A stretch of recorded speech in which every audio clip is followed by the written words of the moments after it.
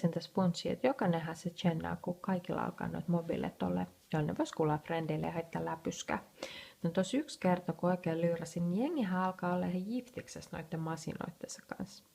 Yksikin frendi, kun se on hetken aikaa itsekseen, ettei silloin kaifari, kun heittäisi hetulla, niin samat ei kaivaa kapulaa esille ja rupeaa koodaa jollekin ihan kuin silloin jotain asiaa tynkämässä vidutsi mitä on.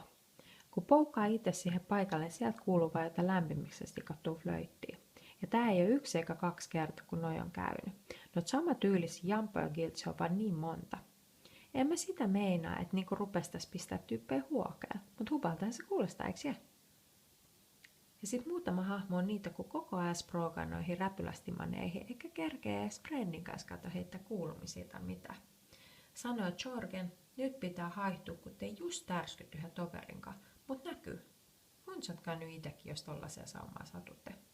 Kai se skidisti rupeaa korveen, mut minkäs tälle tietoyhteiskunnalle enää voi, vai voiks? Eli kai sitä pitäisi nadisti stikkaa promssia tohon touhuun, mut stikkaappa siitä sit jollekin muulle, kun sopii tohon kuvaan. Ottaa nokkiin ja rupeaa haistattelemaan. Et sellaista.